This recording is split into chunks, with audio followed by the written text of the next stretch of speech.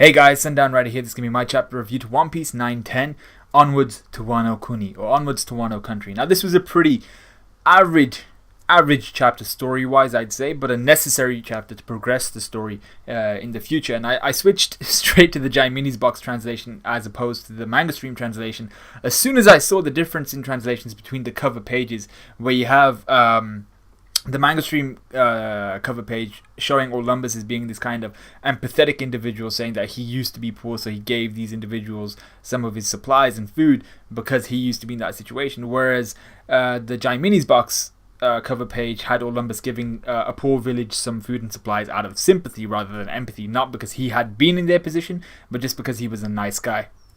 And I think that's a big difference because we've already seen from last chapter the differences in pronouns between Jaimini's Box and Manga Stream, and I think I trust Jaimini's Box at this moment in time, especially concerning their pronouns, way more than Manga Stream, because Manga Stream seems to have gotten a few of those things wrong, especially if you read last chapter. I think it was the parts concerning Neko Mamushi and Mako the Phoenix. There were some big time pronoun issues as to who they were referring to. Mako saying that he had a message to deliver to Luffy, and he was saying that you're going to go to Wano. He's talking to Nekomamushi. He's like, you're going to Wano. And in the Manga Stream version, it was, we're going to Wano. And you're like, Mako just said he couldn't go to Wano. Why is it we're going to Wano? So yeah, I trust Jaimini's Box in terms of their pronouns a lot more at this point in time. So the cover page is just Olympus giving food and supplies out of sympathy to this village that he happen to have chanced upon. So going into the actual chapter, we're back with Luffy and company, who are on their way to Wano Kuni. Luffy is given an Oda box, which was quite unusual. We don't see like one of the Straw Hats given Oda boxes usually, but he is given an Oda box. But it's really hype because of his new bounty, which is 1.5 billion berries, and it just says it underneath his name, and it says Straw Hat Captain. That was quite a hype. I liked having an Oda box for Luffy. So while this is all going on, Nami reads the newspaper and informs the crew and Luffy about Reverie, what it is, who has attended. She tells Luffy that Garp has escorted the royalty from Fishman Island, the Ryugu Kingdom royalty. So that's what's his name? I was going to say Poseidon, I've forgotten his name. But Shirahoshi and Fukaboshi and all those guys. Neptune. And Garp escorted them to Reverie, and Luffy's just like slightly interested, not really giving too many shits. He seems to be more happy about the fact that Shirahoshi has come to the surface and seems to be a little bit stronger than when he left her. So all the while, Sanji's going apeshit about the pictures of Vivi, Viola and Rebecca in the newspapers, obviously all attendees at Reverie, and he's just there fawning over him. And Nami points out that Dr. Kureha is at Reverie to Chopper, which obviously gets him really emotional, but this was really eclipsed by Sanji's joke about her still being alive, and I was like, this guy is straight savage. So the key part here really though to take from this newspaper reading from Nami is that Chopper and then Sanji cut out parts of the newspaper which they're interested in, so Dr. Kureha and Viola, Rebecca and Vivi.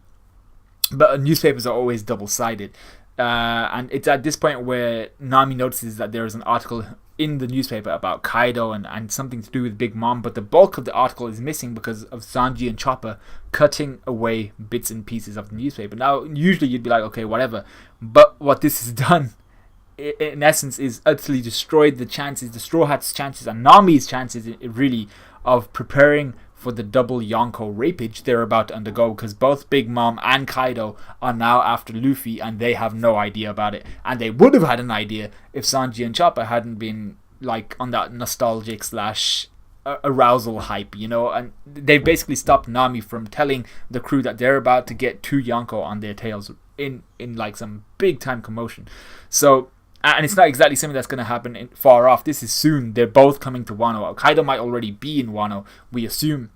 But Big Mom's making her way downtown, walking fast. So I'm just like, they really ruined Nami's kind of asset to the crew, which is, as well as just being like the navigator and being able to manipulate the weather, she would also be the only person, aside from maybe Robin, maybe Frankie, who actually reads the newspaper and could give them information about the world at large. So Luffy tries to contact the Wano Straw Hats, but no one responds, possibly due to the bad weather, more likely to do with them staying low-key or maybe having already been captured. It's also here that we see an octopus approach the Thousand Sunny. for whatever reason. I don't really know why. So Nami then talks about how the waves have become rougher, the wind has become stronger, and the weather seems to have taken a turn for the worse as they're journeying towards Wano. And it's also at this point in the chapter where the art style changes in regards to the environment and the background. And I'm no artist, but it's obvious. And it takes on a very Hokusai-like style. And Hokusai is the... If you search, like, this might be offensive to some people, but search Japanese ocean painting on Google and you'll see what I mean. It's a very classical Japanese art style that's really appealing and easy on the eyes. And this particular painting is it was drawn or painted by Hokusai. And this chapter has a kind of like a homage that is paid by Oda to Hokusai, I assume. So Nami remembers Kinemon telling her about Wano Kuni's natural barriers to entry, while this octopus just stands next to Brook and is just there like, yo, what's up? So they all suddenly notice the octopus when suddenly a school of giant-ass carp just decides to swim alongside the Thousand Sunny for whatever reason. So they're going upstream. And Sanji questions why the carp are in the ocean. They're freshwater fish. They should be in rivers and streams. This is actually a very important observation, which is blown off by somebody, one of the Straw Hat crew, I don't know who. I think it may have been Nami. But it's an important observation by Sanji because it's actually the first suggestion that they're not on the ocean right now. They're on a river. So Luffy goes to try to capture a carp, some random Luffy behavior, and then we hit page 9. Where we come back to Hokusai and where Oda seemingly pays homage to him and his ocean painting. I'm not sure what the name of the painting is, correct, or don't even correct me, just tell me what it is in the comments if you know. With the huge panel being a very, very similar image to Hokusai's ocean painting. Brook here notes that the water is incredibly clear, as if they were on a mountainside river, which it turns out they kind of are. Nami realizes they then might indeed be on a river, so Sanji was right all along. That's actually the usual for Sanji. So as the carp and the ship follows this current, they both reach a waterfall where Nami kind of assumes there must be a reservoir on top for this waterfall to continuously be falling, and therefore Wano must be waiting on top of this waterfall. So Luffy, having just come back from harassing a carp, latches onto 2 more as they ascend the waterfall, having heaving the Thousand Sunny right up to the top of the waterfall alongside the carp. And once they get to the carp in the Thousand Sunny, the ship is suddenly caught in between like countercurrents, and everyone kind of goes under this whirlpool and they black out. So Luffy, it seems we're following Luffy, wakes up on a sandy shore with bonsai trees and rolling hills in the distance with some, looks like pelicans, I'm not too sure what types of birds they are, flying in the sky.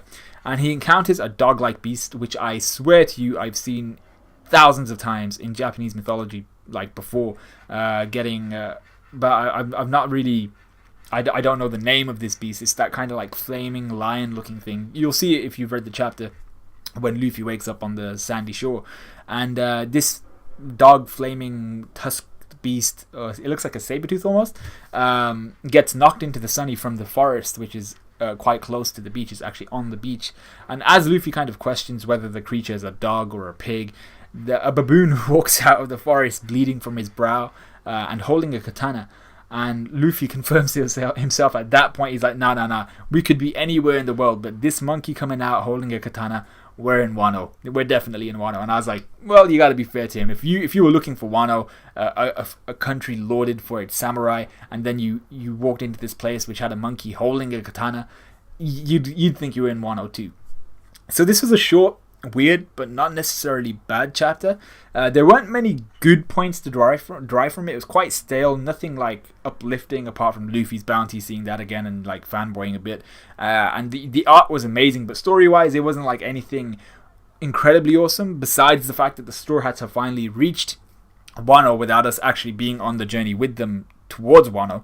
But I'm a bit annoyed that we seem to have Luffy separated from his half of the Straw Hat crew again, and from the Straw Hat crew in its entirety again. So I'm not too sure how that's going to go, but on the other hand, I'm interested to see what Luffy will find by himself, through like a mini adventure, because Luffy always tends to find some weird shit, maybe a poneglyph here and there, maybe some golden bell or something like that, maybe a message from Joy Boy or something like that. Luffy will be the guy to find that, so it'd be interesting to see what Luffy does, but I am kind of a little bit vexed that he's been separated from his side of the Straw Hat crew once again. So that was the end of the chapter, a very short chapter.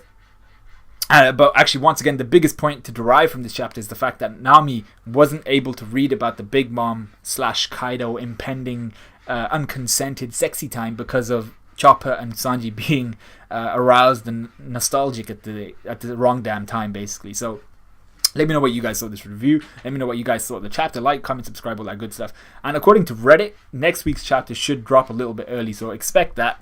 And hopefully it'll be a banger of a chapter, because this one didn't really seem to live up to the hype of the last few chapters we've received. So yeah, once again, let me know what you guys thought, all that good stuff, and I'll see you guys in a bit.